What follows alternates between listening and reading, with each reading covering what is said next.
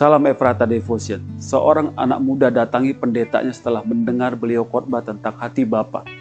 Anak muda itu minta waktu kepada pendeta untuk sharing. Pendeta katakan, yuk kita sharing. Anak muda beritahukan kepada pendeta tersebut bahwa ia tidak dapat mengampuni papanya. Pendeta bertanya, mengapa? Ada apa dengan papa kamu? Anak muda itu mengatakan, aku benci papaku. Dia kasar, dia hanya sering memarahiku. Dia tidak beri waktunya khusus dengan aku. Kalau aku salah, pasti kena maki, kena pukul. Tapi kalau saya melakukan sesuatu yang baik, papanya cuek. Saya tidak bisa ampuni papa saya. Terlalu sakit saya rasa. Anak muda itu menangis sejadi-jadinya. Dia sulit mengerti tentang Tuhan yang bisa dipanggil Bapa. Pendeta itu mengatakan, hanya ada satu cara untuk kamu bisa merdeka dari rasa benci dan kepahitan, yaitu mengampuni. Untuk papa kamu, mengampuni itu bukan untuk papa kamu gitu ya, tapi untuk diri kamu sendiri. Kamu harus tahu bahwa ada Bapa di sorga yang menyatakan dirinya lewat Yesus Kristus. Kamu lihat Yesus, dia dipukuli, dia dimaki, dia dianiaya, bahkan disalibkan. Tetapi apa yang Yesus katakan? Bapa, ampunilah mereka karena mereka tidak tahu apa yang mereka perbuat. Setelah pendeta tersebut sampaikan demikian, pendeta minta supaya anak muda itu ikuti dia berdoa. Akhirnya anak muda tersebut mau melepaskan pengampunan kepada papanya.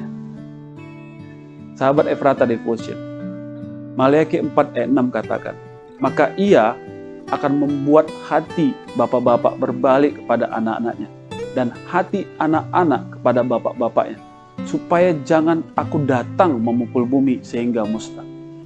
Sahabat Efrata, pergumulan besar bagi banyak para pemimpin, bagi banyak gereja adalah ketika hati Bapa tidak berbalik kepada anaknya dan sebaliknya, hati anak tidak berbalik kepada Bapa. Relasi yang rusak akan merusak masa depan. Gampang bagi iblis untuk menghancurkan gereja. Bagaimana caranya? Ya dengan merusak keluarga.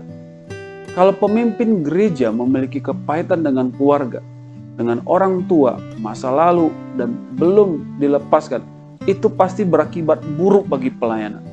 Engkau anak muda, aktif melayani, tapi benci dengan orang tua, pasti menularkan kebencian. Bisa merusak relasi dalam pelayanan. Engkau akan mudah tersinggung, mudah kecewa, mudah toksik. Bagi kita yang memperoleh pencapaian, kesuksesan misalnya, untuk apa punya kekayaan, keberhasilan, jabatan tinggi, tapi kita sedang dibelenggu oleh kebencian dan kepahitan. Ingat ya, Hitler karena kepahitan bisa membunuh 6 juta orang Yahudi. Mengerikan, sangat mengerikan. Tuhan ingin kita alami pemulihan. Tuhan datang ke dunia ya, dalam relasi anak dengan Bapa. Allah ingin pulihkan generasi. Allah ingin pulihkan bangsa. Allah ingin pulihkan gereja. Bagaimana caranya?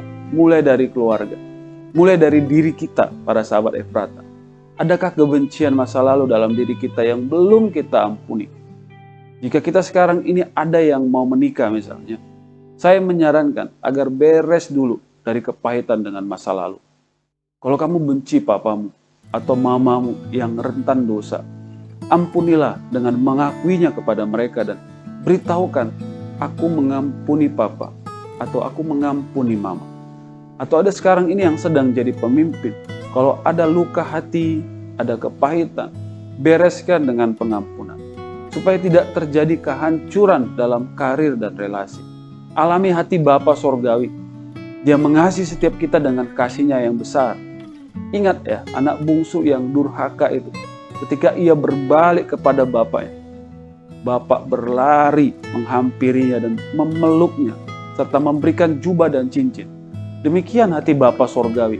Walau kita ini gagal ya dalam relasi karena dosa dan kebencian, ia datang untuk mengatakan bahwa kita ini dicintai, kita ini berharga. Dia mau kita pulih dan mengasihi, supaya bumi tidak musnah, supaya kita tidak musnah relasinya, supaya bangsa kita tidak musnah, supaya gereja tidak hancur.